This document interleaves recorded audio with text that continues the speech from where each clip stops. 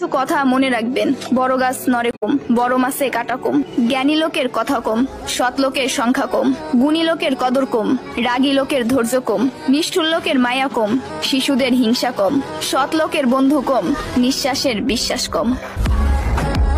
টাকার গরম, ক্ষমতার দাপট, সম্পত্তির অহংকার, রূপের বড়াই, এগুলা রাখবে কই? আমার জানা মতে কাফনের তো কোনো পকেট হয় না।